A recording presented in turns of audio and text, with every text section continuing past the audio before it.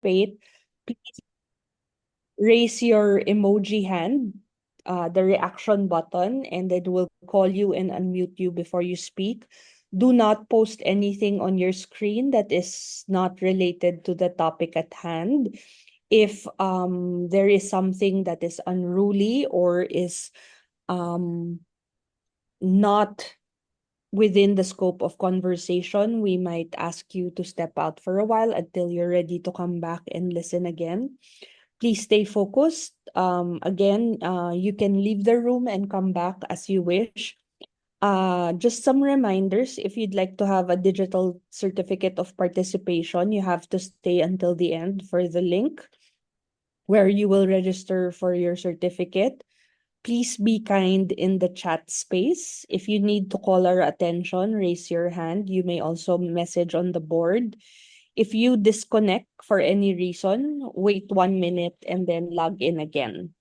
Okay, so with that, um, welcome to learning more about sports writing. And I think just to start us off, Mr. Henson, can you share with us a bit about what you do and how you entered the field of sports writing? Well, unang-una, magandang umaga sa inyong lahat. Maraming salamat, Boo, for your nice introduction. At welcome to all those who are participating in this little Zoom seminar that we're going to be conducting. Nasabi ni Boo kanina that we're, or she or us, we're all very lucky that we have this opportunity. Ako gusto ko lang sabihin that ako ang mapalad, that I'm able to get this chance to speak to you about something that has been a passion of mine for the last 37 years. Nasabi mo, Bu, that I've been with the Philippine Stars since 1987. So if you count the years, almost 40 years that I've been with the Philippine Star. And prior to that, I was also writing with other publications. But since I found my star in the Star, I've stayed on, and I'm really, really quite happy and lucky. That appears to be the big word in this seminar. I've been very lucky that I've been with a publication like the Philippine Star. Now, in answer to Boo's question, how did I get started in sports writing? And what drives me to keep on sports writing? First, I think it's the passion. What brought me into sports writing was, I guess, my father's influence, who was a very, very big sports fan. Ako, myself, when I was in school, grade school, high school, college, graduate school, I was never much of an athlete. In fact, pag naglalaro ko sa intramural basketball, bangko pa ako, not to think that I could ever make my school team. So, but I always made it a point that maski na bangko ako sa basketball, sa intramurals namin, I was always the best dressed. And the reason why I say that is because yung mga kapatid ko sa Amerika, nagpapadala sila ng sapatos para sa akin at saka medyas. Kaya yun ang aking claim to fame as an athlete. Even if I couldn't perform so well on the court, I wanted to make up for it in many other ways. And as I grew up, I found my calling in something else, my participation in sports, not as an athlete, but as a writer. And because I loved sports because of my father's influence, you wouldn't believe it, but when I was maybe 8 years old, 9 years old, I would watch sporting events on TV. Tapos pagkatapos ng panoorin yung mga sporting events on TV, pumupunta ako sa kwarto, tapos kinukuha ko yung aking typewriter. Yung typewriter kasi you can find that in antique shops now. But at that time, that was a mode of putting down your thoughts on quote-unquote print. So gumagamit ako ng typewriter, which was our laptop or our computer at that age, no. At sumusulat ako ng mga articles based on what I saw on TV, mga sporting events. Mind you, I was 8 years old, 9 years old at that time. So ang ginagawa ko, pagsulat ko ng mga articles based on what I saw on TV, the sporting event, iniintay ko the next day for the newspaper account of that same sporting event. Tapos kino-compare ko. Ito yung pagkasulat ko, ito yung nasulat sa newspaper, sa periodiko o dyaryo. Tapos kino-compare ko. And naturally, it was like night and day kasi I was 8 years old comparing my work with professionals. But that opened my mind to many things. It opened my mind to accepting challenges, to accepting shortcomings. I realized at 8 years old, I could only do so much. I could only see so much in terms of perception, and I could only write so much. Pero doon ko na nakita that there was so much for me to learn and to improve on, looking at the works of others, of professionals. And that is something that up to this day I carry in my heart. Whatever it is that I write in the Philippine Star, I look at it and then I compare it with what others are writing in other publications, whether here or abroad. And I always tell myself that you never stop learning, you never stop reading, and you never stop improving. And that is a mantra that I give myself. And it's something that I challenge myself to do every day. I write 5 columns a week for the Philippine Star. That's 5 days a week. And outside of that, I write about over 10 byline articles aside from my column. So that's a lot of writing that I do. And many times when my friends ask me, ang dalas mo sumusulat, hindi ka pa nawawalaan ng topic. And I say, I'm always maybe 2 or 3 columns ahead. And it's because in my mind, I'm always thinking, ano kaya magandang isulat? And then many times, people call me because of my relationship with athletes and coaches. And I pick up a lot of things from different conversations, sometimes even from fans. Um, last Sunday, I was at Tamoa to watch the Gilas game against New Zealand. Pagkatapos ng laro, I went to the CR. Pagkatapos ng CR, maraming mga lumapit sa akin, nagpa-selfie, nagpa-pictures. At the fans are talking to me, telling me about what they thought of the game. And then I interact with them. And those moments are very precious to me because those are all learning moments. Because I'm realizing, I'm finding out what is in the mind of the viewers, the readers, the fans. And I pick up a lot of things from opportunities like that. And for me, I think sports writing or writing in general, it's all about a learning process. It's something that you have as a passion, and you always challenge yourself to be better. Because remember, you have a huge responsibility as a writer. You're being read, your opinions are being shared, and so it's a huge obligation on your part to be the best that you can be because nababasa ka ng marami, your thoughts are being shared and being received. And so, the challenge is for you to be the best that you can be so that what you are able to share will be received in the best possible way. And also that it can draw a reaction. And for me, sports means these things. S in sports would mean sincerity. I say sincerity because, when you're writing about something, you have to be sincere. Hindi pa pwede yung plastic. And when you're sincere, it means you have the passion to be able to do what you're doing. And passion is the word that I use for P in sports. If you are sincere and if you are passionate in what you're doing, then you will strive to be objective. And objectivity is very important because you can't be partial. You have to be impartial.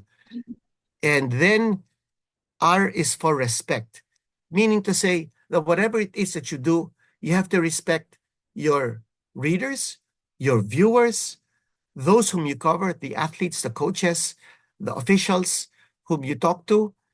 Show the respect that they deserve, and they will give you back the respect that you deserve. You always talk about the truth. And as we say in the Philippine Star, the truth shall prevail. And it's important that you not sugarcoat what it is that you're writing about, that you base everything on facts. And you try to be simple. Don't be complex. When you're writing, don't try to think that you want to appear intelligent o kaya you want to make people realize, wow, you're very profound. Ang lalim ng pag-iisip mo. No, the idea is to be simple. And the reason why you want to be simple is because you want to be understood at every level of readership. So whether you're being read by those in higher intellectual levels or whether you're being read by those with lower intellectual levels, your challenge is to be understood by all. And the for me, the way to be able to do that is to be simple. Don't be complex. You don't want to be misunderstood. You don't want to confuse your readers. You want to be simple. So those are the things that I wanted to share with you. The meaning of sports to me in being a writer, you have to be sincere. Sincerity means that you commit to something that you want to do. And if you are insincere, lalabas at lalabas yan. For instance, I know of some people who tell me, alam mo, nagsusulat ako kasi I don't really enjoy it, pero it's a source of living. Yes, sports writing can be a source of livelihood, but if you do it only because you have to earn from it, lalabas at lalabas yung insincerity mo eh. Because if you're just pushing it because you have to and not because you want to, yung sincerity level will be very, very evident. So you have to be sincere that you want to be able to do what you're doing. And that means that you're passionate. And when you're passionate, you'll go the extra mile. What do I mean by this? You've got to be resourceful in being a writer. You have to find out ways to be able to get story angles. And if you're not passionate in what you're doing, you won't sacrifice. You won't take that extra mile. Because for you, if it's just a job, okay lang. But if you're passionate in what you're doing, you'll do it. You'll do the extra mile. Instead of talking to one person, you'll talk to more. If you're talking to if you want to get a reading on a basketball team's performance, like Gilas, for instance, against New Zealand last Sunday, ang ginawa ko, hindi ko lang kinausap yung mga players. Ang ginawa ko, kinausap ko yung mga ball boy. Kinausap ko din yung Gilas sports director para makita ko kung ano yung mga different angles of how they approach that game. If you're not passionate in what you're doing, you won't do that. You won't take the extra mile. And for you to earn the respect of those whom you're talking to, you have to be objective. Because if you're not objective, if people think that you're partial, you won't get the respect of those whom you're talking to. Sasabihin nila, naku, eto na si Kinito, gustong kausapin tayo. Alam natin, hindi naman yan objective eh. Baka kung anong masabi ko, iba yung isusulat niya. So you don't have the respect of those whom you're talking to if you're not objective. And of course, if those whom you're talking to know that you only speak the truth, then they will talk to you and they will bare their soul. And that's a very key ingredient in a writer talking to someone to get a story. You have to be truthful because if you're not, then they won't talk to you. And of course, you have to be simple because that's how you are understood and that's how you're accepted. So, in a nutshell, naku, ang haba ko ng introduction ko, Boo. Sorry ha. I'm also a TV commentator, kanya marami nga nagsasabi mahilig ako magsalita. So, medyo madaldal tayo. Just tell me when I have to rein in because I have so much to share and I'm so happy that all you guys are in this webinar for us to be able to share ideas. So, salamat. We love the cuentos, sir. So what we're gonna do is we're gonna read the definition and then we'll ask you for your own words, for your own experiences. So here, sports writing, they're saying it focuses on covering sports, events, teams, athletes, and issues related to sports. So whether it's reporting on live games, analysis, performances, interviewing athletes and coaches. And I'm sure in this room po, ang dami nating young student writers. But can you tell us in your own words why it's important? Why is sports writing important? Well, first of all, I want to be able to say that sports is important. Not just sports writing, but sports as a whole. Because it's such a major part of life. Whether you want to be physical fit, whether you're a spectator just enjoying sports as an entertainment. I remember once I was talking with the late Mel Lopez. You know, Mel Lopez, if you look in Google and if you look at the history books, was a former mayor of Manila. And at the same time, he was a former chairman of the Philippine Sports Commission. And he told me that in his experience as a politician or a public servant and his experience as a sports official, he found that sports has even a more major impact on the community than politics.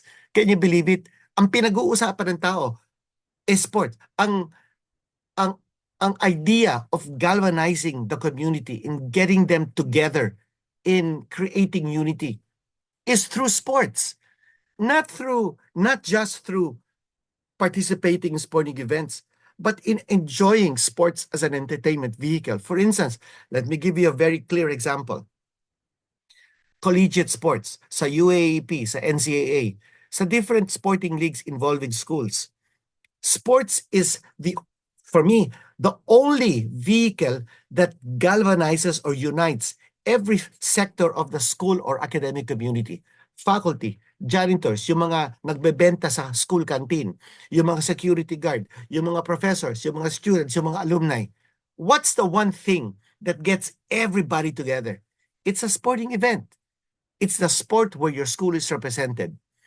Nung lumalaban si Manny Pacquiao, all of his fights, whether here or abroad, especially when he became the world's only 8th division world boxing champion, every time he would fight abroad, and that fight was being carried live, either on pay-per-view or free TV or in some restaurant that they had a feed of the live fight. The whole country was, and this term has been used by foreign writers, the whole country was paralyzed. Everything stops when Manny Pacquiao fights. What other event in history can get everybody to stop what they're doing and just focus on one thing and enjoy what they're watching? It's sports. When the Philippines played New Zealand last Sunday in basketball, the Philippines had never beaten New Zealand at all in international basketball in the history of Philippine basketball. So, lahat ng tao nakatutok dun sa laro na yun. No? And I would say that it had the same kind of impact as a Manny Pacquiao fight. Everybody wanted to see, would Gilas be able to finally end the streak? And guess what? Nanalo ang Gilas. And the result was total adulation, jubilation. Everybody was happy. Everybody was proud. Now, what other event in life can generate that kind of reaction? It's sports. And because of the impact that sports has in the community, you now go to the level of a sports writer. Can you imagine the challenge? If you know the impact of sports in the community, then you are a writer and you're writing about sports. Grabe yung responsibility and grabe also the challenge. And if you love writing, if you love sports, you will love the opportunity of being able to share what you see in a sporting event with those who read you. And mind you, in writing, especially on, I want to talk about the sports beat, you either write news or a features or an opinion or a column on sports. And it's something that I've done in all different types of sports. So for me, that's the importance of sports writing. You accept the challenge and you realize the impact of sports on the community. Okay. How about the format? Let's go into the structure. Is it different from other types of writing? You've been so experienced in writing all kinds, not just the sports beat. But in terms of structure, can you tell us a bit about this? Yes, that's a very good question because in sports, kakaiba ito from the other beats in a newspaper or in a news platform, whether it's a newspaper on print or whether it's on the internet. I feel that in sports, you have the liberty of using very lively language. What do I mean by this? In sports, because it's such an active part of life, no? Sports is movement. Sports is competition. Sports is getting together. Sports is entertainment. So you have the license or the liberty of using metaphors, you're using similes, and you're able to get away with a lot of those in making the written word come alive. Just like sports. It's such an active element in our life that as a sports writer, you also want to make what you're writing come alive. And having said that, you always want to say or write about things that, well, what others are not writing. One of my challenges as a sports writer is when I write something, first I want to make sure that I'm the only one who has that angle. So, yung bang scoop element, maganda kasi yun because if you have a reputation of being truthful and objective and you're not a purveyor of fake news, okay, then people will realize that you're credible. And if you're credible, then people will read you. So if you look at the internet, if you look at social media, if you look at those who react to what you're writing, you will get a gauge of who is credible and who is not. And for me, I have a lot of those who give negative comments. As you know, in social media, it's free for all. It's irreverent. People don't care about rules, and people just sometimes say negative things for the sake of drawing attention to what they're saying. But that's the name of the game today. In modern journalism, you're open to all kinds of reactions, especially those that sometimes are hurtful and painful. But having said that, you just challenge yourself that you stick to what you believe is the truth and your credibility will shine. In terms of the structure, well, when you're writing a news story on sports, you always try to be different. Okay? You know that you have the elements in the lead paragraph of who, what, where, when. But in sports, sometimes you don't have to follow all those things. All those things have to be woven into the story, but you don't have to put all those things in the first part of your story. The first part of your story has to be a come on. You've got to be able to look for an angle that can catch the reader's attention. And in this day and age, especially in social media, attention span of readers is very, very short. They're not looking at reading an entire article. They're looking at only maybe the first two paragraphs and then they go to the next story, right? So, my challenge is when I write a relatively longish article, my challenge is to make sure that my reader doesn't only read the first two paragraphs of my story, but reads it all. That's my challenge. And how do I do that? In my first two paragraphs, I already try to catch his attention and make him read on. And later on, Boo, I've picked out some samples of articles and columns that I've written to be able to explain what I mean by trying to draw attention. Now, when you're trying to draw attention from your readers, it doesn't mean that you're trying to be imaginative and trying to be parang not truthful. Parang you're just trying to hook them into reading what you're saying. No, you have to be truthful. You have to be sincere, but you also have to be creative. And when you're creative, you have to think of ways to be able to get your reader to say, babasahin ko itong storya ni Quinito Henson. Hindi lang because may credibility si Quinito, but because may sinasabi itong maganda. Gusto ko malaman kung anong sinasabi niya tungkol kay Soto. He had a concussion in his last game in the Japanese B-League.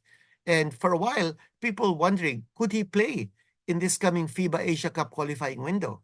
So I dug deep into the story and I talked to his agent to find out how bad is his concussion.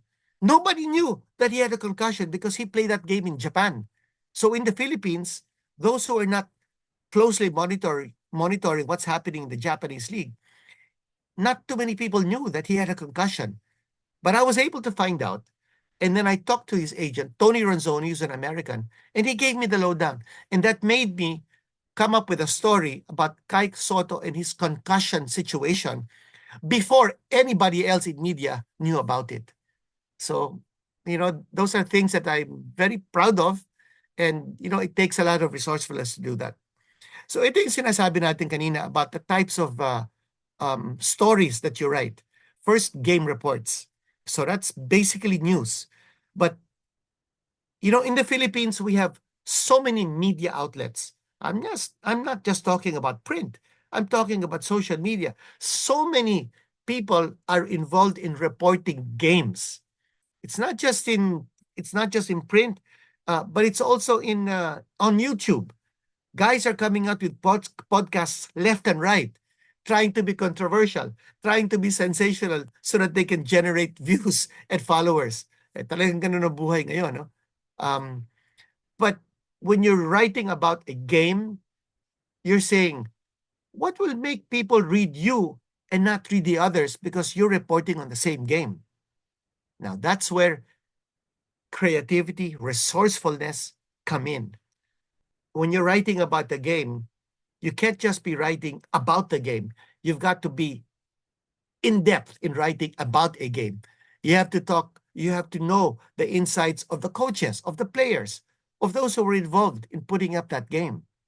So meaning to say, it's not enough for you to just be at home and watching on TV and then coming out with a podcast. You can share an opinion, but that's not giving you depth. You've got to be there. You've got to be able to have access to those who made the game happen. And that's called game reporting. Now, in making profiles in human interest stories about sports, usually that goes in the realm of writing feature stories. And, I've been fortunate to be able to do that in writing about EJ Obiena, our Olympic pole vaulter, the world's number 3 pole vaulter at this time. I've been fortunate to write about Heidi Diaz when she won the country's first gold medal. Carlos Yulo, the same thing. And in writing about those people, you've got to look at something different that others may not have seen.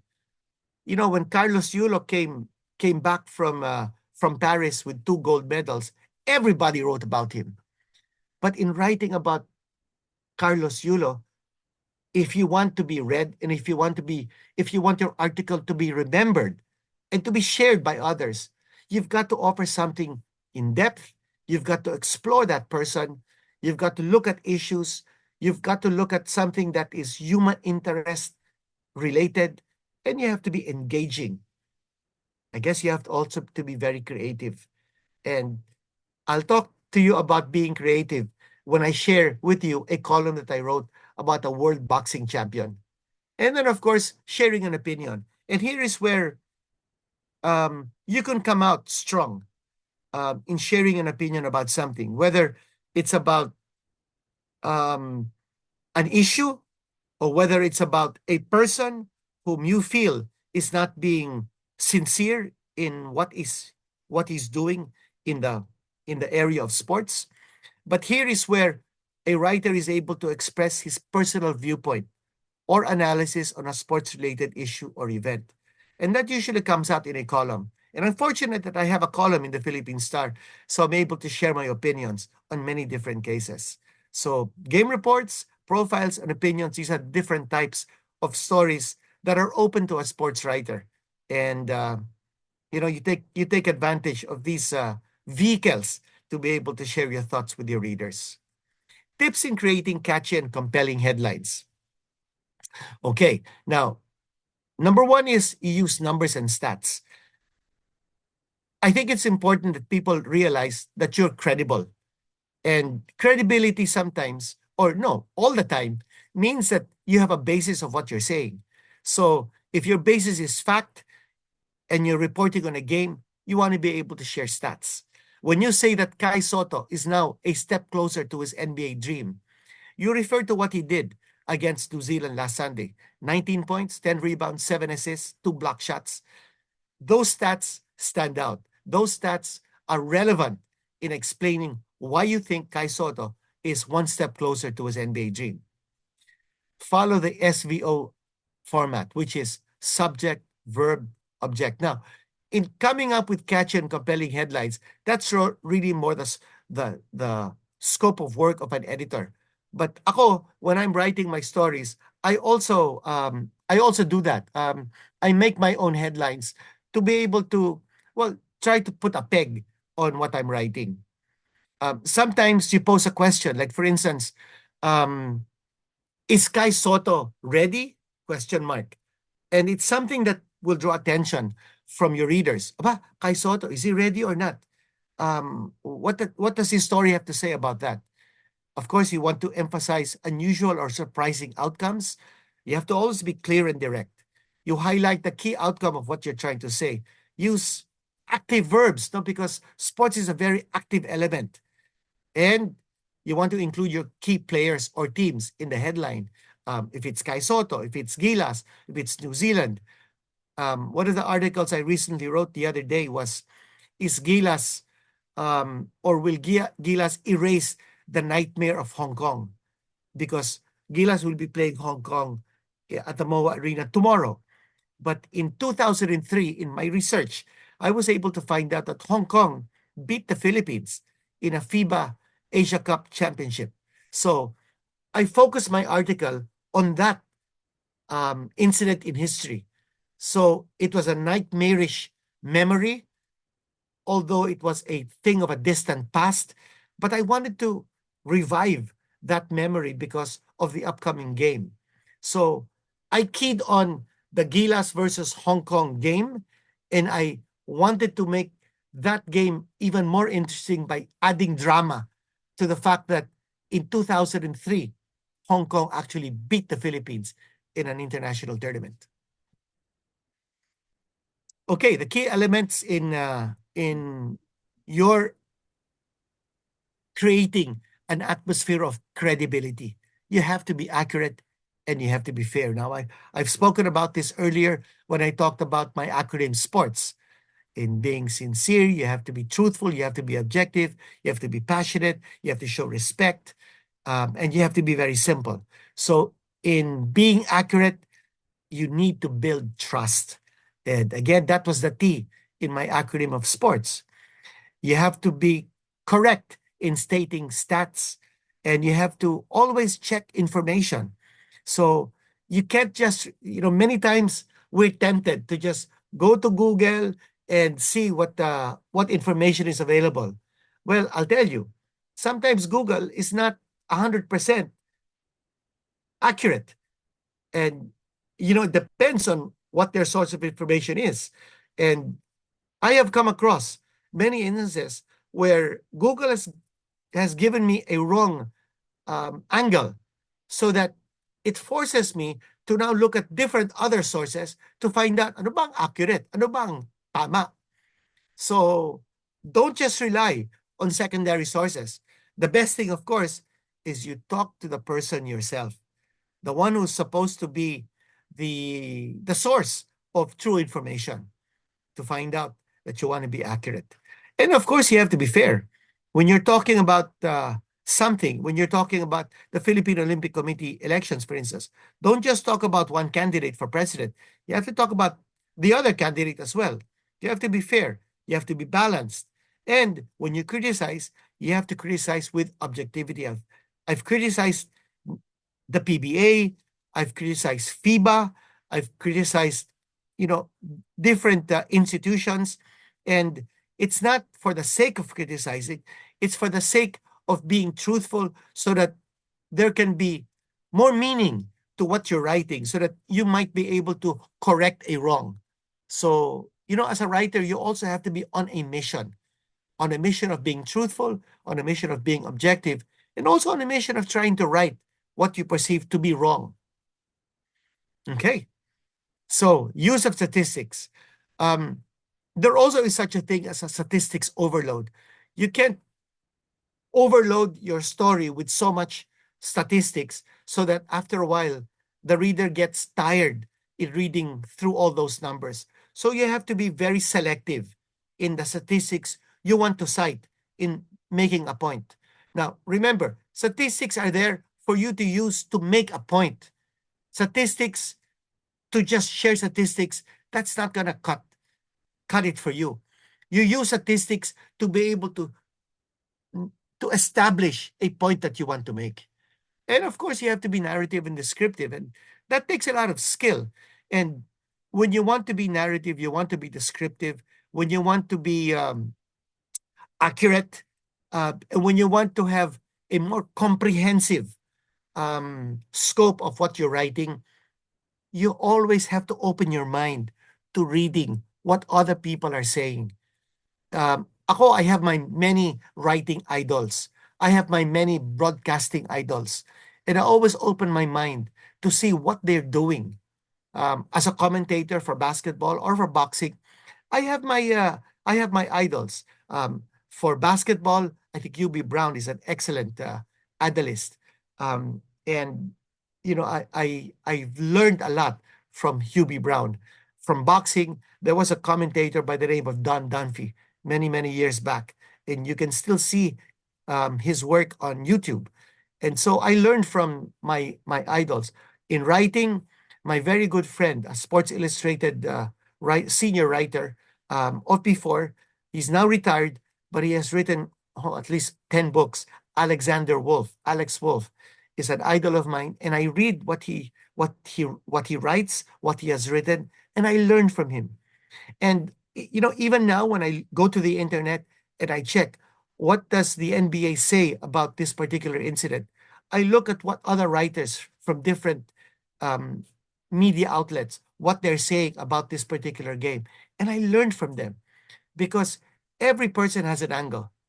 So you have to be discerning in what you can learn from everyone. Okay.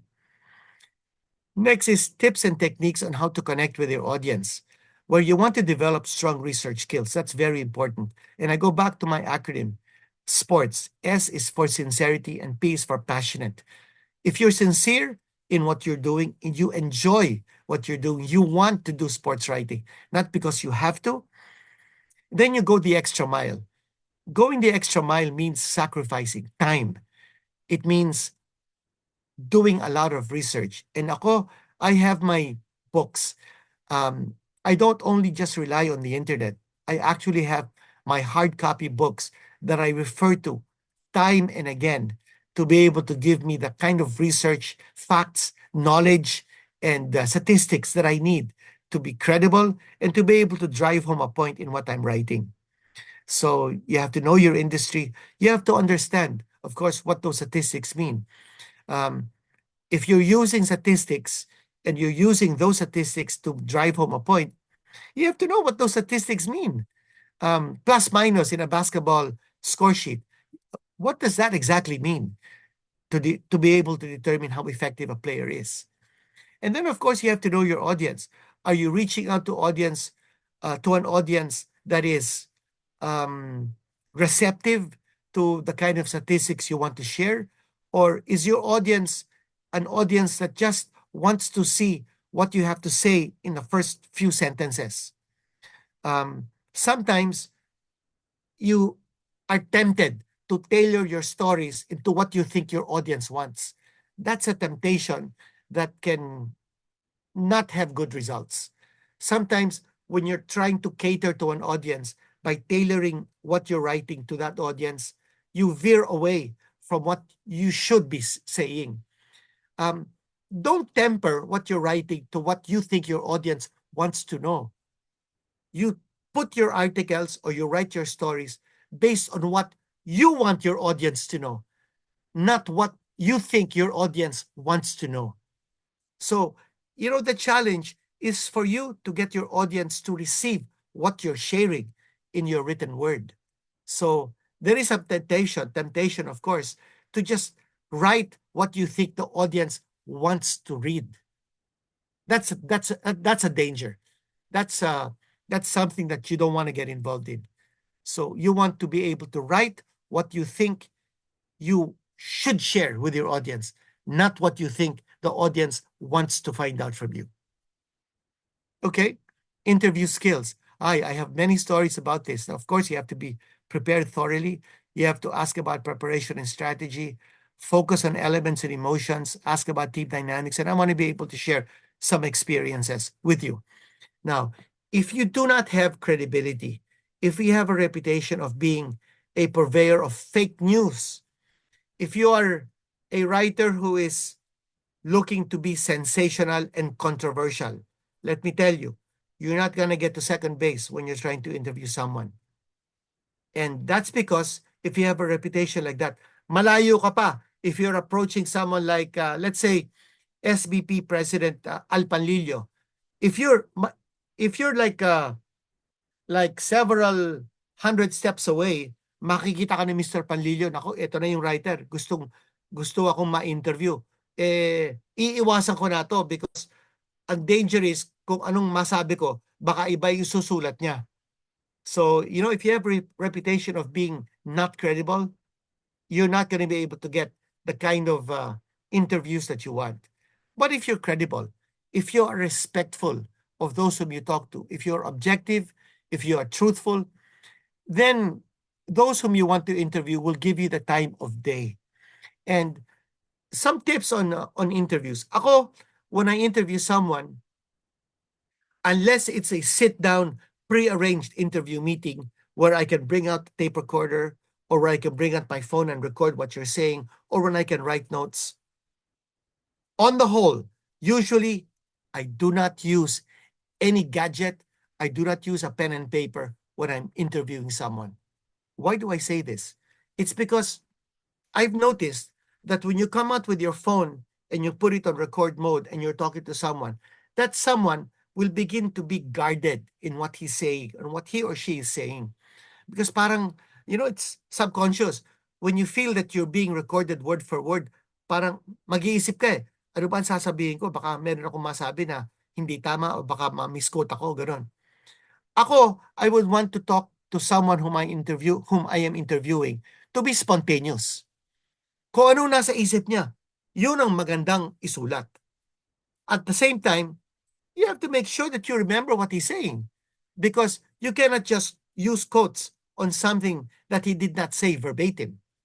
You can quote him but not use quotes if you want to paraphrase basically what he's saying and use other words other than what he said.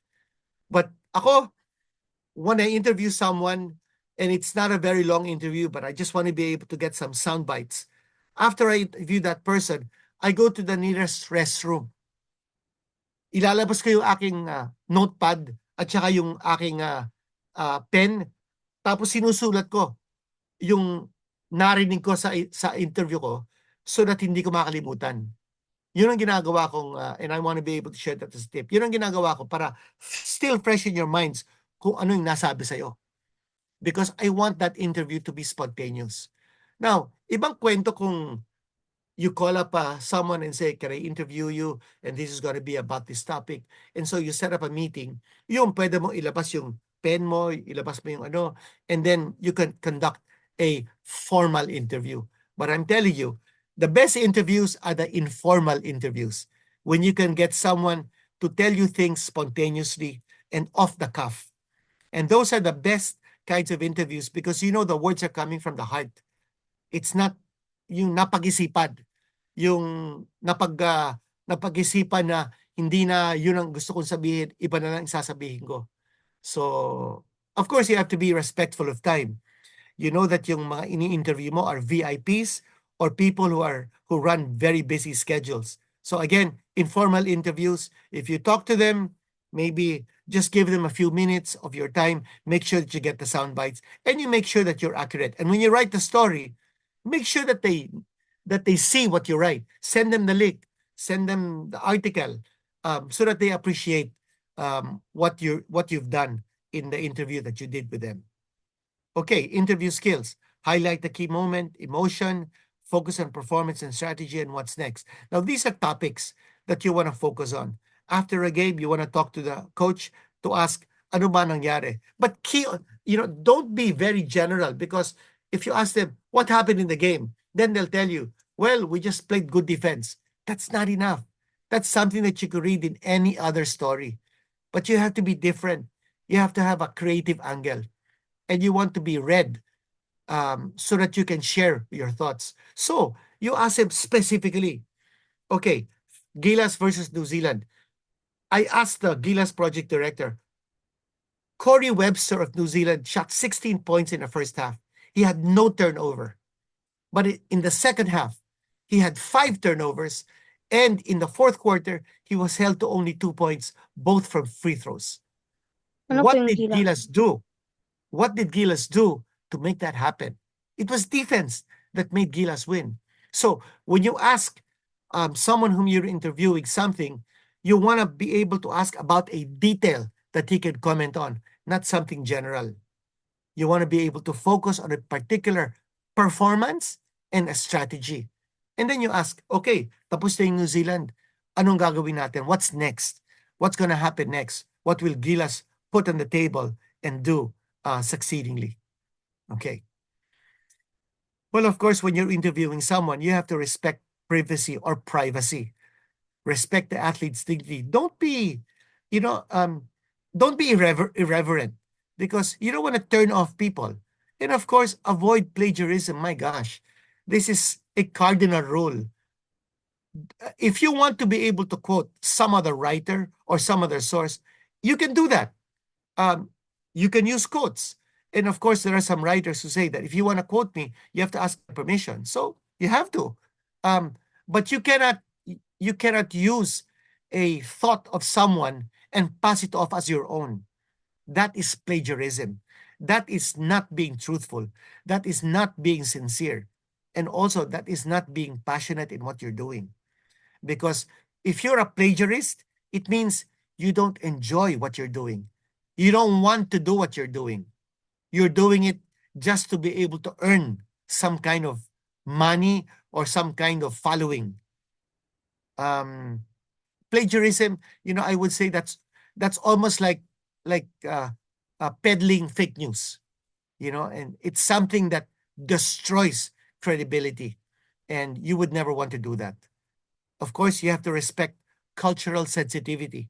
So, especially in the Philippine situation, marami tayong mga imports, foreigners who play in sporting events in the country. So you have to understand the cultures where they're coming from. If you're an American, if you're an African, if you're a European, you have to be sensitive to what their cultures are. So when you approach them for an interview, you have to be respectful and you have to understand where they're coming from. And naturally, avoiding conflict of interest. Now, here's a very, very ticklish issue. Everybody knows that I am a diehard Lasallian because I went to school in LaSalle from grade school, elementary, college. Okay, so when it comes to the UAAP, I sit behind the LaSalle bench. I help out our LaSalle basketball team. So you're saying, how then can you be objective when writing about the UAAP and everybody knows you're from LaSalle? That's a conflict of interest. So if you notice, I hardly write about the UAAP. If I write about the UAAP, it's about after the fact. It's about a review of what happened. And I try to be very objective that even if I'm from LaSalle, I can hold my head high and say that all those who are not from LaSalle can see that even if I'm from LaSalle, I can still be objective and I can still be unconflicted. So when there was an incident involving LaSalle and UP recently, I put all the facts together and I brought up the different sides before I made any sort of conclusion. Okay. Challenges in sports writing. Of course, you have deadlines.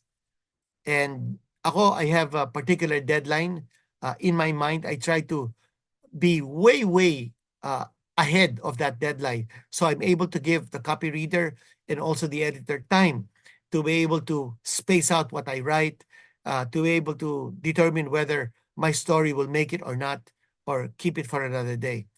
You need to maintain objectivity. As I've always said, keep in mind that acronym SPORTS. That will be a very, very big guide for you in not just in sports writing, but in writing as a whole. Sincerity, passionate, objectivity, respectfulness, being truthful, and being simple. And writing for different audiences. And you understand that if your audience is varied, you resist the temptation of writing what you think your audience wants to know. Instead, you write what you want the audience to know from you. Okay. Our next slide would be dami natin challenges. By the way, I think as I said earlier, mahilig ako magsalita. So madaldal ako. later on, I'm sure we'll have a lot of time to exchange ideas and thoughts. Okay, some examples of things that I wrote. And this goes with in keeping with yung principles natin, yung SPORTS. Kai, now in town. And this article came out a few days ago, and this is a prelude to the Gilas game in this second FIBA Asia qualifying window. This is where I talked about Kai Soto already being in town. Nobody knew that Kai Soto was already in Manila. But because I had an in on his agent, his American agent named Tony Ronzoni, whom I quote here in this article, and he told me on a Saturday, the same agent said, because of his concussion, the protocols require him to stay in Japan for an extra few days. So he would be in Manila probably Wednesday or Thursday. Okay, I found out about that. But then on Monday, I called back the agent. Exactly when is Kai Soto arriving? And he told me he already is in town. So I was the only one who found out that Kai Soto was already in town. And he arrived and without anybody knowing. And he actually, quote unquote, broke concussion protocols, but he had clearance from his doctors. So I talked about what happened in his concussion. I talked about his situation. I talked about his being able to most likely play for Gilas in the coming competition. So, going back to our previous slides about coming up with a nice heading. So I put Kai now in town. Akong gumawa ng heading na yon. And it catches your attention. Bah, si Kai Soto nandito na pala. Akala namin baka unang-una baka hindi makarating because may injury siya. Pangalawa, kailan nga ba darating? Nandito na pala. So that made an impact. And in the first paragraph, I already put there exactly kung ano yung situation, that he arrived and he was ready to join Gilas at the camp in Inspire Sports Academy in Calamba, Laguna.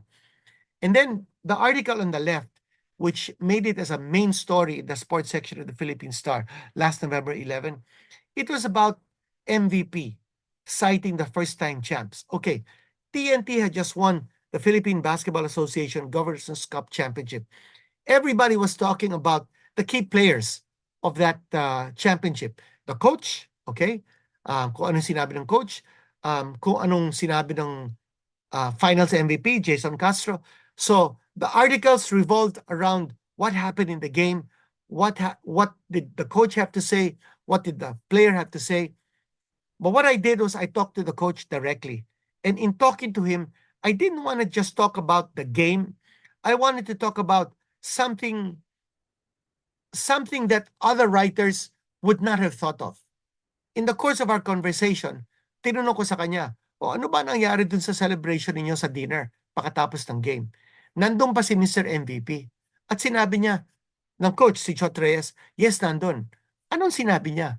Ang sabi niya, una-una sinabi ni Mr. MVP, he cited the first-time champions in the team. Now, this angle was not covered by any writer. Sporting event like a championship, that's covered by hundreds of writers.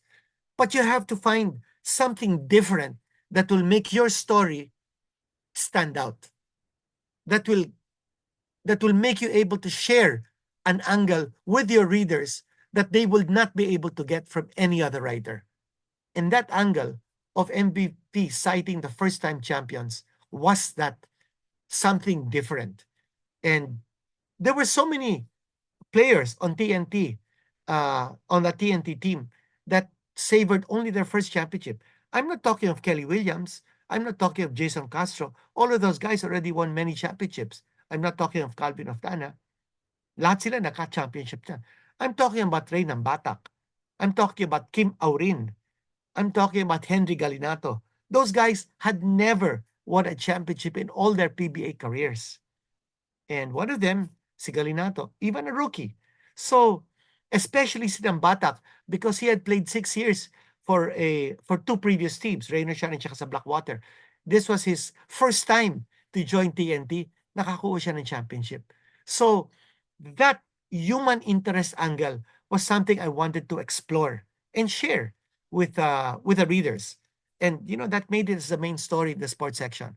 MVP citing the first-time champions. Now, column. Meron akong nasulat na column, an open letter to EJ Obiena.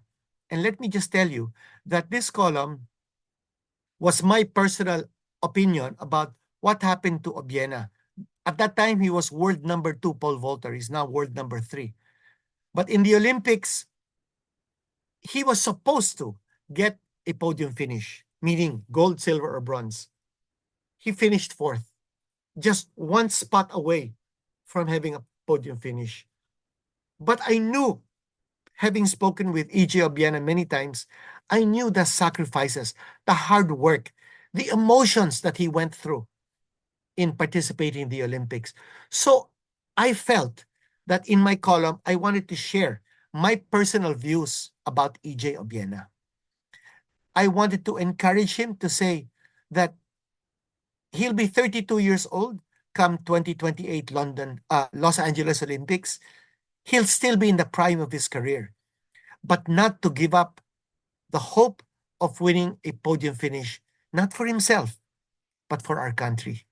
Because I know that he's sacrificing so much, living abroad, living away from loved ones, living away from his family, because he's doing it to bring honor to our country. So that open letter was very emotional.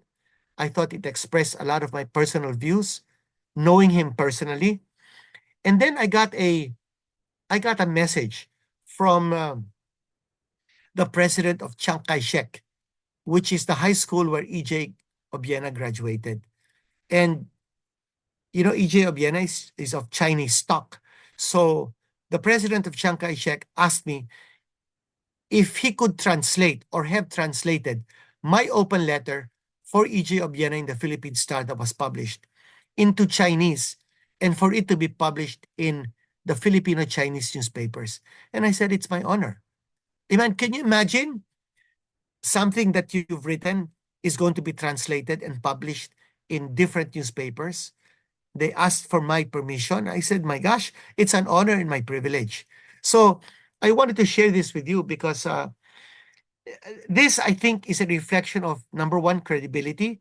Number two, my passion for sports. Number three, my being truthful and objective. Because if I were not truthful, if I were not objective, if I were not passionate, if I were not resourceful in coming up with an angle like this, an open letter for EJ, would have thought, maybe you'll just write an editorial about EJ Obiena and share your views. But ako, I wanted it to be direct. An open letter to EJ Obiena saying, Dear EJ, and then I wrote my column. And that was translated and published in these 3 Filipino-Chinese newspapers. And, when I saw that, I will admit, medyo naiyak ako. And I showed it to my wife and I showed it to my family and I said, look at this. What an honor for me. I was translated to the Chinese and it was published in 3 different newspapers. And I did it for a friend. I did it for someone whom I felt has given so much of his life for his country, si EJ Obiena. And guess what? After this, EJ Obiena came home after the Olympics and I had dinner with him. We had such a nice time recounting the moments and, of course, the encouragement that he'll still be in the prime of his career when he goes for that very elusive podium finish in the Olympics in 2028 in Los Angeles. So I wanted to share that with all of you. Okay, I think that's Thank it, you. Boo. Thank you so much, sir. We learned so much. And I think what we really appreciated was hindi lang siya academic. We really heard your experiences. So if you don't mind, I'm opening the chat for some questions. But while we're still waiting for people to chat, I hope you don't mind. Ako muna. Ang dami kong tanong. Okay. So my first question would be, have you ever been given assignment for a sports event that you weren't really interested about? Like a sport that um perhaps is not in your top favorite sports, or you knew a little less about? And how did you deal with that, given that it was an assignment? Very, very good question, Abu. And it's something that I want to be able to share with all of our participants in this webinar. Um, you know, I'm never really Ano po given an yung assignment. assignment? Yeah, because the editor and I and those whom I work with in the Philippine Star, they actually give me a free hand in choosing my topics.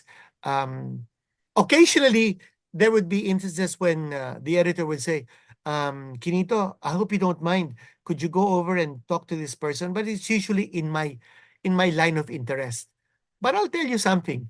There was one time when I was asked to cover wushu, a sport that is not in the Olympics. It was an exhibition event in the 2008 Beijing Olympics, a side competition, yung wushu. And because Beijing was the host of the Olympics and wushu is a Chinese martial art, so gumawa sila ng paraan to have a parallel competition with the Olympics. So I knew nothing about wushu.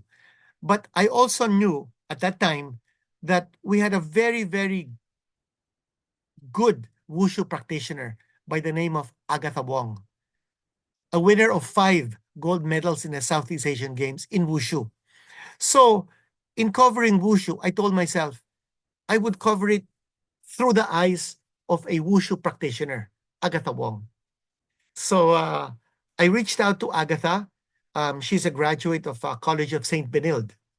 Okay, so that was first I had to research.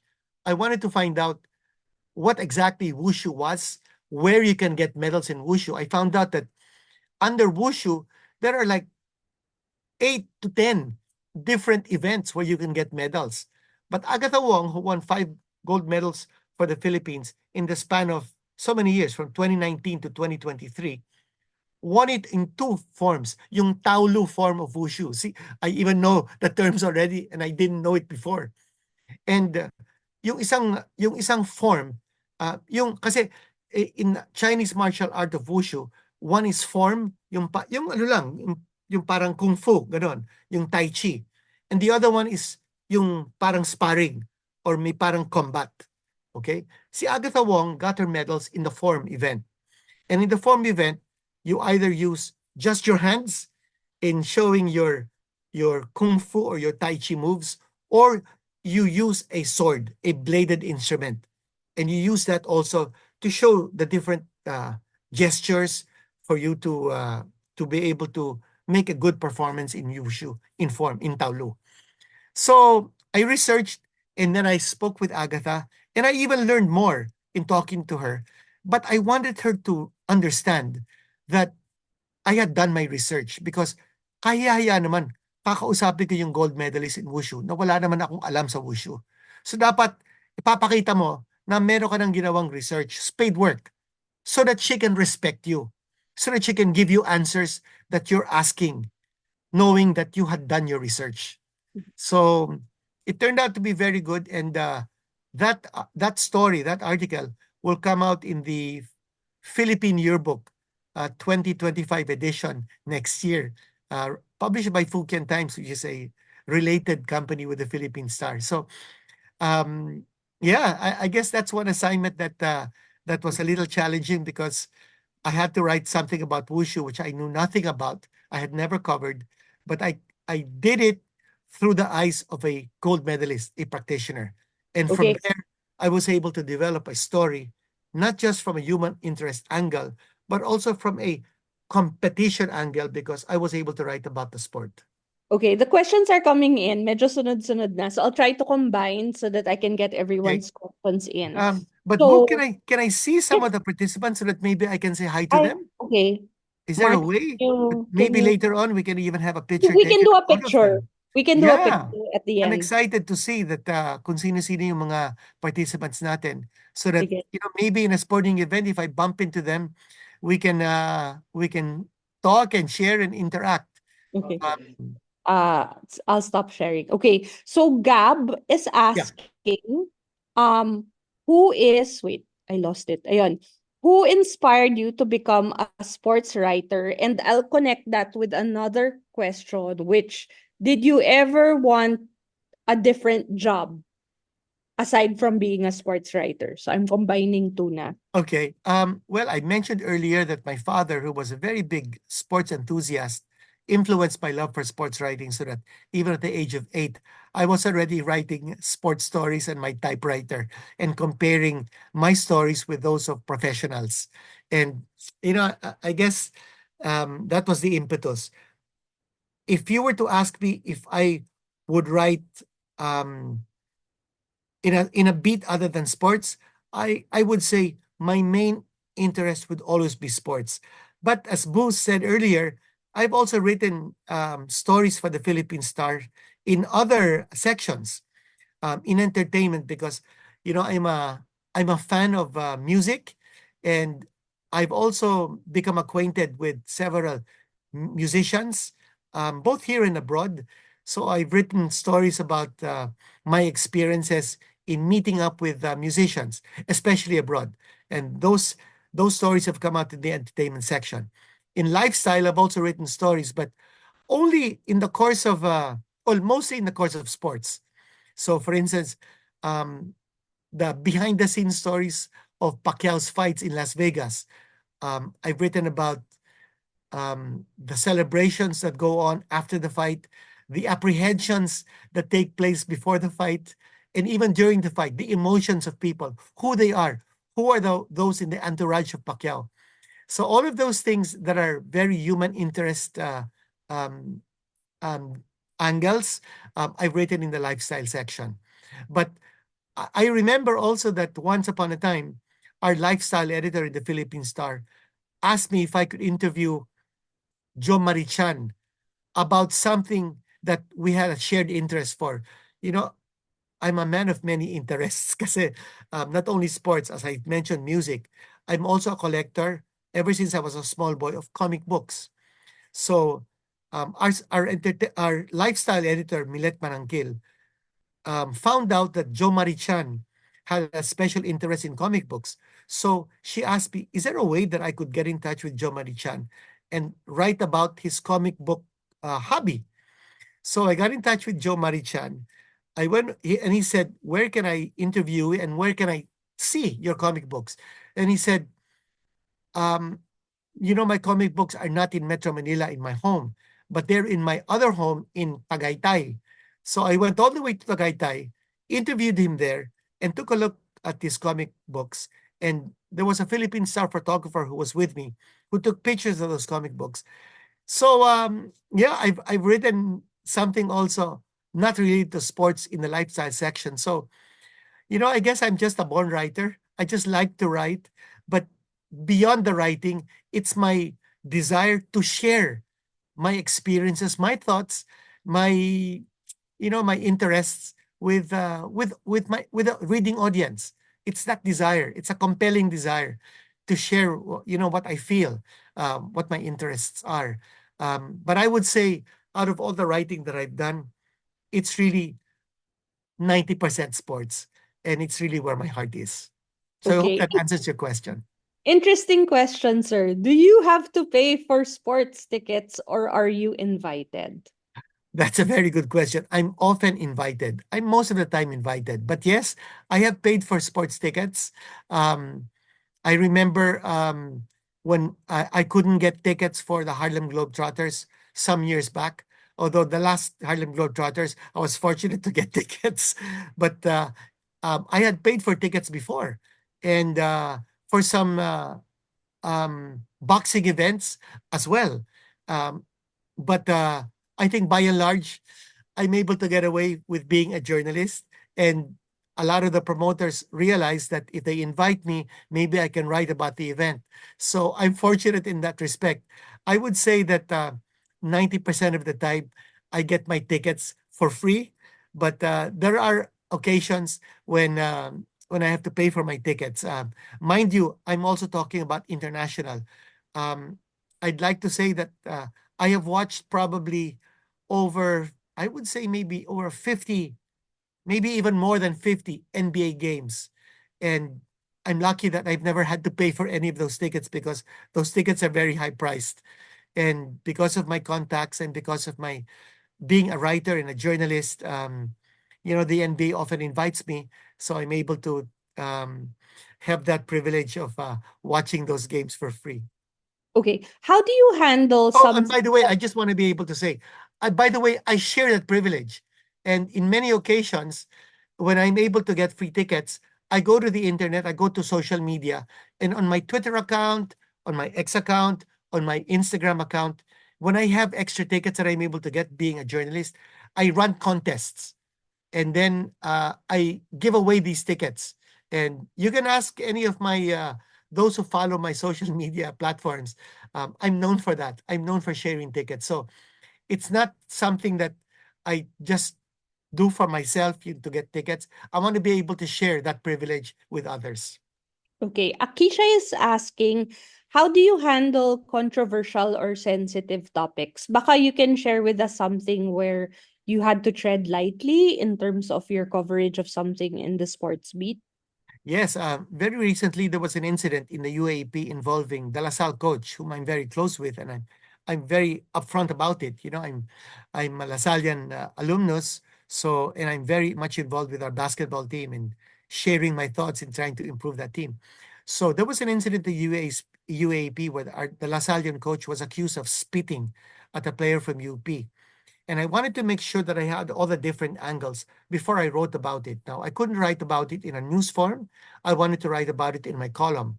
So I entitled the column Spitting in the Wind.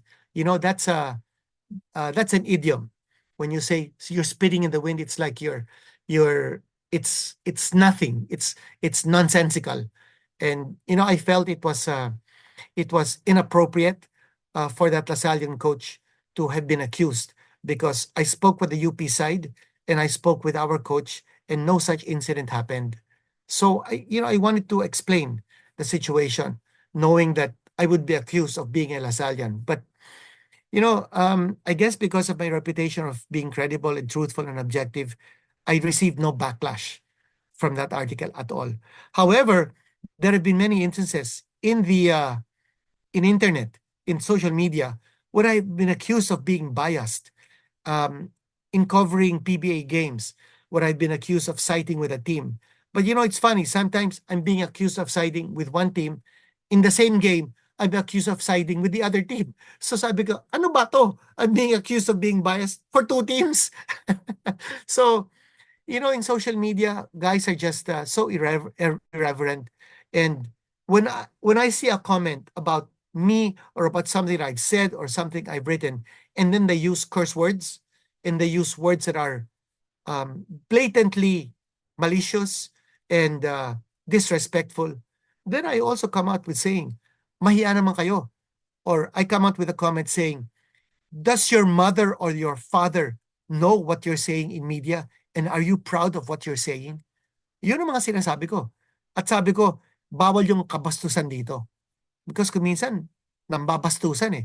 And they do it deliberately to be able to draw attention. Parang they want to be able to say, uy, meron ako nasabing kabastusan kay Kinito Henson and I got away with it. Well, I would just want to make sure that they don't get away with it. That I read it and I comment to say that that has no place in something like this. You can disagree with me, that's fine. But you disagree with me with respect in the same way that I might disagree with you or agree with you with respect. Okay, Kayla Taryn is asking, what was the most exciting event that you covered? Was there a particular sporting event where the fan in you and the sports writer in you was in conflict because you were just so excited to cover it? Doing Manny Pacquiao fights. I've done all of Manny Pacquiao fights overseas, except 3. So I've probably done about maybe 25 fights.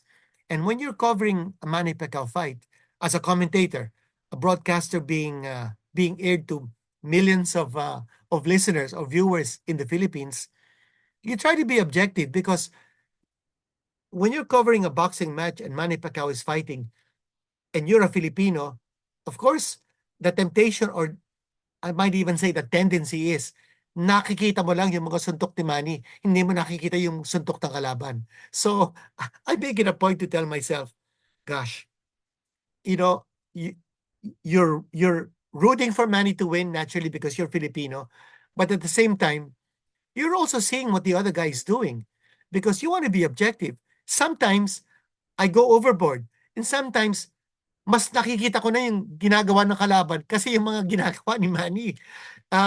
So that's when I have to draw the line. It's a very fine line. But yes, there are many times when, my emotions get the better of me, especially when Manny Pacquiao got knocked out by Juan Manuel Marquez. I was covering that fight at ringside, and Manny fell flat on his face. And I thought something bad had happened. Something I could not imagine might have happened to Manny in the ring. He was knocked out cold and lost consciousness.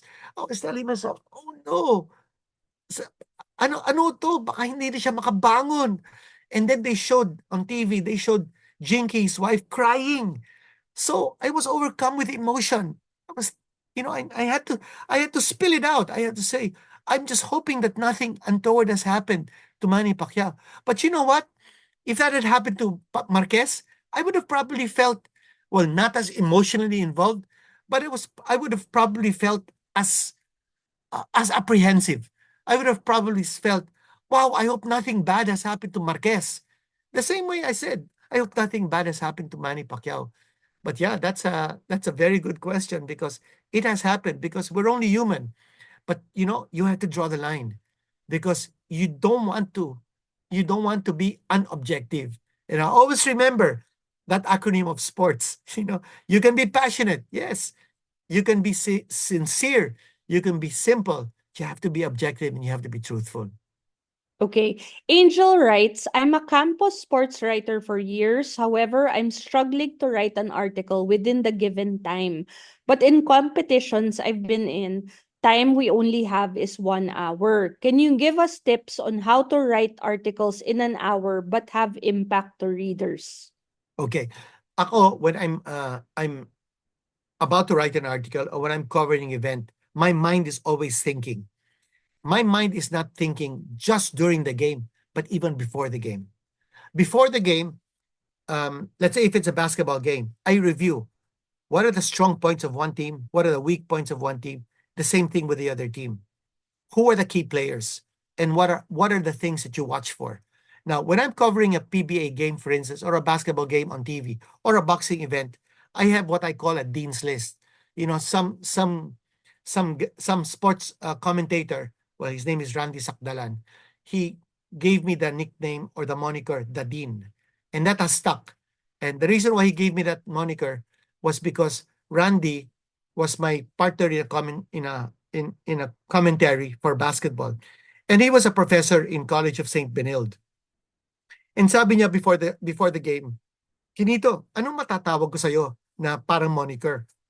Sabi ko, naku, I can't suggest anything because it's about me. Sabi niya, okay, kasi I'm a professor and ang tawag sa akin professor because he's a faculty member of Benilde.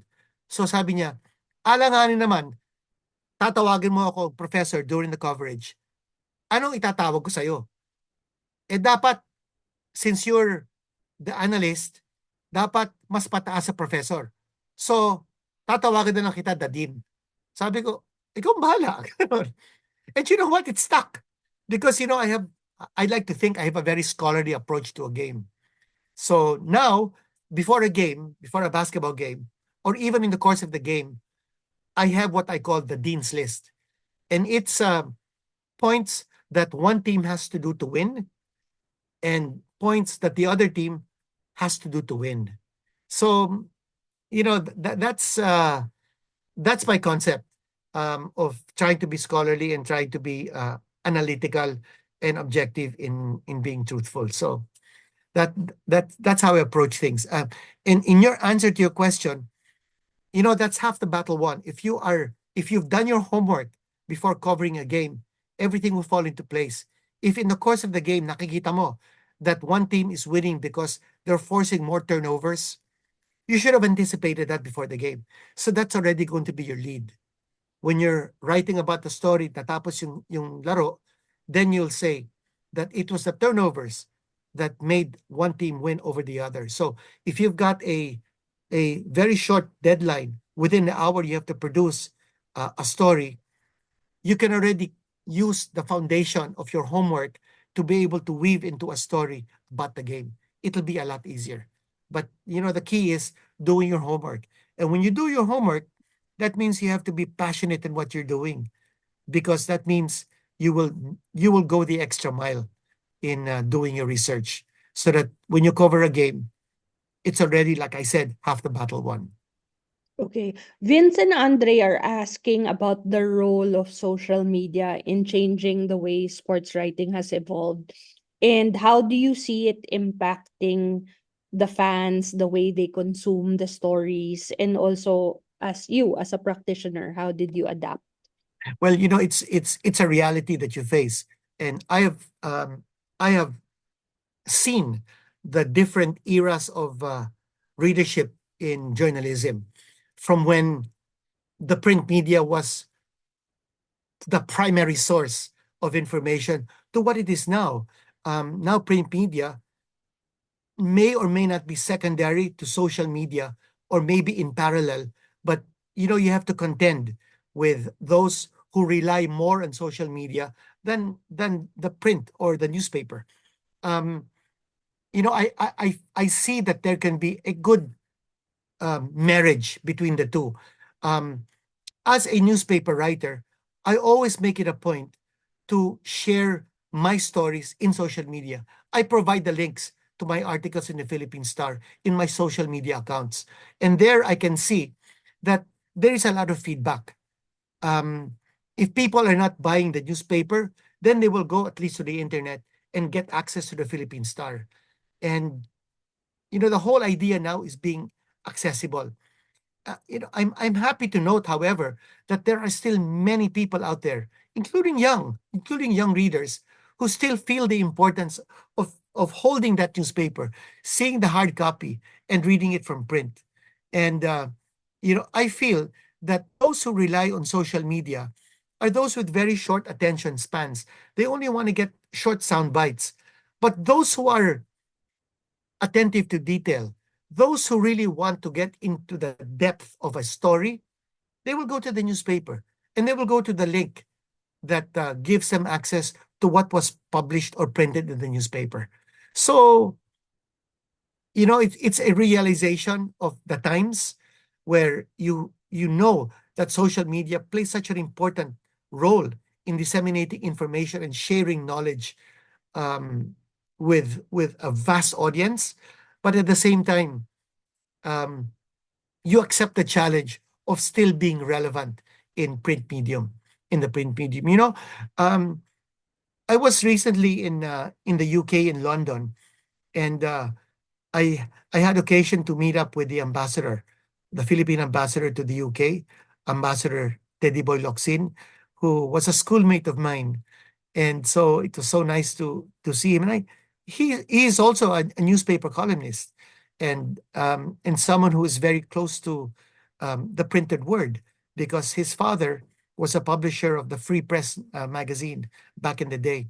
So I mentioned to him that going through the newsstands in London, there is a tremendous proliferation of printed material. So many newspapers, so many magazines, and I'm saying it's so heartening, because I'm basically a print journalist, right? Although I share my thoughts and my words in social media, but it's so heartening to see that there is such a high level of popularity of the published material in the UK. Um, the Ring magazine, which is an American publication for boxing, has been around since the 1920s, but now you can only get it online. But there is a magazine on boxing called Boxing News, that is the oldest publication in boxing in the world, established in 1919, and it's still going strong to this day, and it's published in the UK. So how I wish that there are more markets like the UK market, where people still receive the the publication, the hard copy, very positively. I have a lot of subscriptions still to printed material. I have a subscription to a history magazine. I'm a history buff, and that's published out of the UK. I have a subscription to the Boxing News, a publication on boxing, also published in the UK. It's uncanny that these publications, these subscriptions of mine, are all coming from the UK, and it's because there the printed word is still very, very much alive. I would like to think that it's still alive here. Maybe not as popular as it was maybe 15 years ago, but I think yeah, I think the challenge is to still be relevant in this day and age with the printed word. Okay. We have to do a 12 noon cutoff. So thank you so much.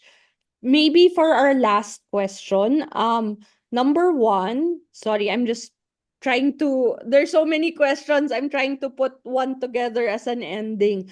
How does one become a sports writer? And maybe attached to that, your advice for all our young writers in the room right now. Well, how does one become a sports writer? Um, it's something that you would want to be. It's something that's not contrived. It's something that you have to have a passion for. And that comes, I my feeling is it comes from an early age. If you have a passion for sports, if you're young, and if you're an avid follower of sports, then it means you're an avid reader of sports. You can't be a follower of sports if you're not a reader. And if you're a reader, then you're encouraged to also share your thoughts, because sometimes you read something and you say, "Uy, that's not the right opinion. I have my own opinion." Well, if you have your own opinion, share it.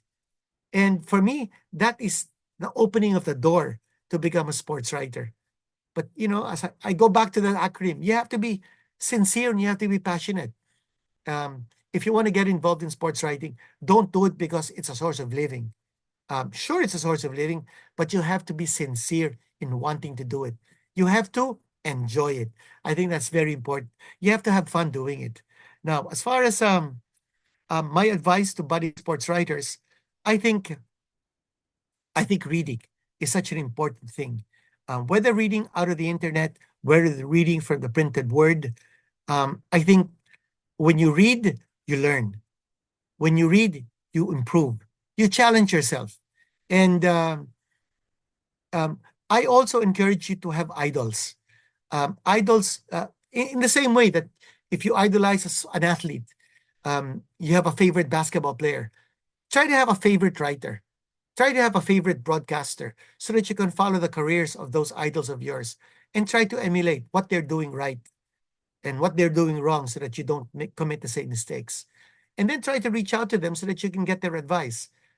Maybe something that what we're doing here. And if there are many, many more questions, Boo, um, I wouldn't mind doing a part two. You can extend this and have another occasion where we're all getting together again, because and maybe in part two, I won't be making any more a presentation. Right from the start, we do an open forum. So it's question and answer the whole time. So I'm able to listen to what you have to say, what the participants have to say. And so I'm also able to share what I can share with all of our participants. It's something that I love to do. Thanks so much, and we will definitely tap you for that offer.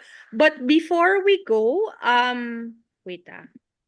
So everybody, especially those who have attended this before, between now and the next 15 minutes, please sign up to get your certificate of participation. You can either scan the QR code or you can click the link on the chat box. The link will be open between now to 12:15. So please scan the QR code or click the link, register so you can get your certificate of participation. And then also, if sanay na kayo dito, we have a challenge for you. Okay, so for everyone that's attending, and even if they weren't able to attend, we are encouraging other members, write a short article on any game or sports event in your school or community. attach a picture to the article and email it to us. So the deadline is in January 15, and we will ask Mr. Henson to be our judge. So he will be the one to pick the best article. Again, any game or sports in your event or community, basta attach a picture and write an article. Send to epaper@philstarmedia.com. Deadline is January 15. So those Let are me my also add, if I may, Boo, no? If it's okay, if you want to write an article about what you learned in this little webinar natin, make an article. You can make a news article, you can make an opinion article, you can make a featured article of what you might have learned, what you might have picked up, and something that you want to be able to share with others. So outside of a sporting event, you can write about this event, what happened today, and I guess, Boo, they can write it either news, features, or opinion in whatever way. You can write it in Tagalog, you can write it in English, or any other dialect you might want. And I guess there's no limit to the number of words, right? And you have an opportunity to be able to write, but I also want you to be concise. See if you can limit your articles to, I don't know, maybe um, maybe 15 paragraphs of about maybe 4 sentences each paragraph, something like that, so that it's not too long-winded. It's important to also be concise. But yeah, share what you learned from this webinar, and that would also be nice. Okay, I'm writing the our email article submissions. Please send to epaper@philstarmedia.com and we'll send it to Mr. Henson. So again, before we take a picture, let me remind everyone the link to the registration to the certificate is on the chat. You only have until 12:15 to fill it up, and we will send you your certificate next week. So before we leave, thank you so much, Mr. Tinito Henson, for joining us. I will stop the spotlight. Can we all open our cameras so we can do a picture of everybody? Can you turn on your cameras for 1 second before we say goodbye? Pabukas po ng mga camera.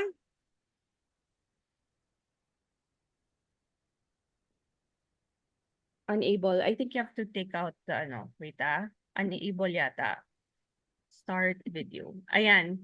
Can everybody try to open their cameras now? Wow, now I can see yung mga kinakausap natin. Hi guys. Hi guys. Kumusta kayong lahat? Kumusta kayong lahat? Miss, I can't open my video.